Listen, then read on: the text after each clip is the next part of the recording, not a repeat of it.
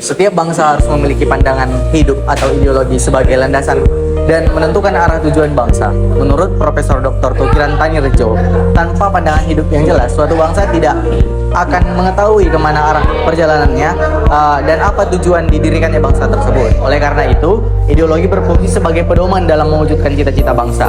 Di Indonesia, Pancasila berperan sebagai ideologi bangsa yang menjadi dasar dalam kehidupan berbangsa dan bernegara. Hari ini juga ditegaskan oleh Presiden Soeharto dalam pidatonya pada peringatan Hari Lahir Pancasila bahwa Pancasila menjadi landasan utama dalam hidup setiap aspek kehidupan nasional. Sementara itu, ideologi bangsa ini memiliki konfigurasi yang berbeda. Menurut Profesor Dr. Anwar Arifin, ideologi liberalisme yang berkembang di barat dipengaruhi oleh rasionalisme Prancis yang menekan kebebasan, kesetaraan, dan persaudaraan. Tokoh seperti Thomas Jefferson dan Thomas Paine meyakini bahwa manusia memiliki akal untuk menentukan pilihan yang baik dan yang buruk. Oleh karena itu, pemerintahan harus menjamin kebebasan individu serta mendukung kebebasan pers sebagai alat pengawasan terhadap kekuasaan agar tidak terjadi penyalahgunaan ataupun penyalahgunaan kewewenangan. BPUPKI atau Badan Penyelidik Usaha-Usaha Persiapan Kemerdekaan Indonesia dibentuk oleh pemerintah Jepang pada 1 Maret pada tahun 1945 sebagai respons terhadap tekanan Perang Pasifik. Tujuannya adalah mempersiapkan kemerdekaan Indonesia sekaligus mempertahankan dukungan rakyat. Sementara itu, PPKI atau Panitia Persiapan Kemerdekaan Indonesia dibentuk pada tanggal 7 Agustus tahun 1945 setelah Jepang mengalami kekalahan. PPKI bertugas melanjutkan hasil kerja BPUPKI dan mempersiapkan pemindahan kekuasaan kepada bangsa Indonesia. BPUPKI memiliki tugas utama menyelidiki dan merancang persiapan kemerdekaan. Seperti Dasar Negara dan Undang-Undang Dasar, BPUPKI mengadakan 2 sidang, yaitu sidang pertama pada tanggal 29 Mei hingga 1 Juni pada tahun 1945 yang membahas dasar negara dan melahirkan konsep Pancasila, serta sidang kedua pada tanggal 10 hingga 16 Juli pada tahun 1945 yang membahas UUD Wilayah Negara dan menghasilkan Piagam Jakarta. PPKI kemudian mengadakan 3 sidang. Sidang pertama mengesahkan UUD 1945 dan memilih presiden serta mewakili presiden.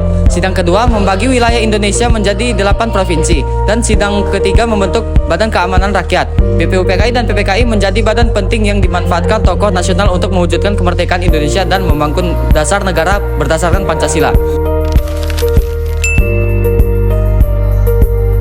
Secara teoritis, Pancasila merupakan ideologi bangsa sekaligus dasar negara yang terdiri dari 5 asas yang saling berkaitan dan tidak dapat dipisahkan. Kelima asas tersebut adalah ketuhanan yang Maha Esa, kemanusiaan yang adil dan beradab, persatuan Indonesia, kerakyatan yang dipimpin oleh hikmat kebijaksanaan dalam permusyawaratan perwakilan, serta keadilan sosial bagi seluruh rakyat Indonesia.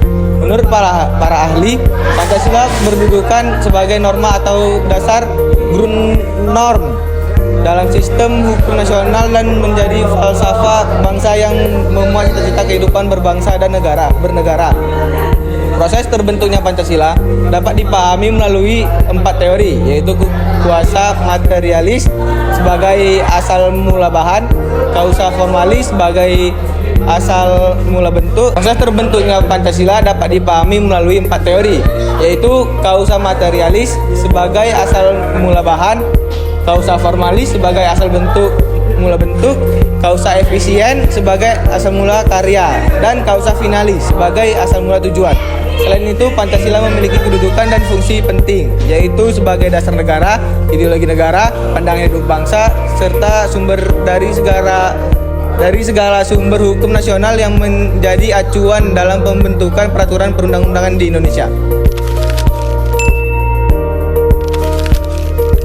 Secara sederhana, demokrasi adalah sistem pemerintahan di mana kekuasaan tertinggi berada di tangan rakyat. Dalam demokrasi, rakyat memiliki hak untuk berpartisipasi dalam menentukan arah dan kebijakan negara.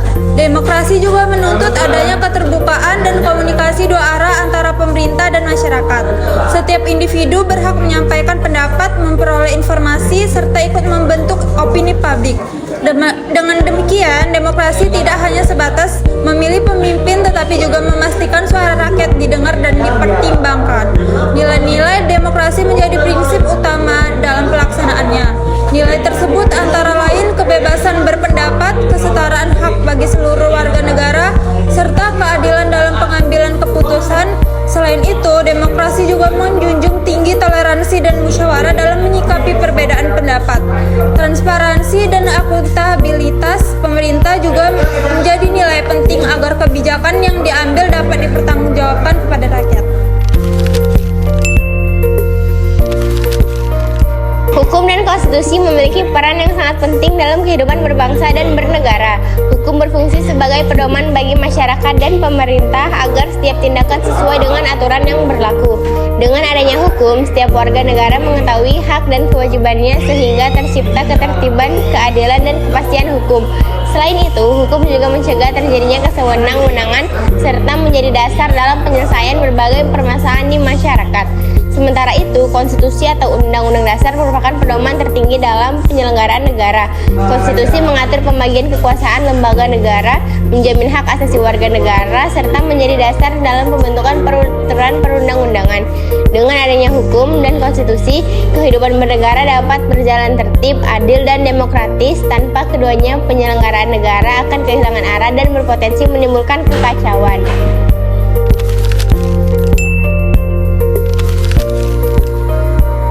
Sejarah demokrasi bermula di Yunani kuno, khususnya di kota Athena pada abad ke-5 SM, di mana rakyat itu ikut langsung dalam pengambilan keputusan pemerintah.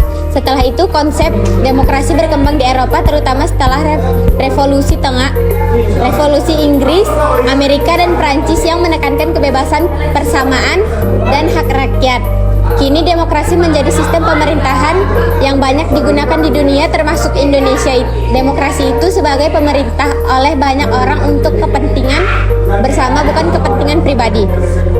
Dan dia pertama kali demokrasi di Yunani kuno, tepatnya di Athena Aristoteles 384 sampai 322 SM.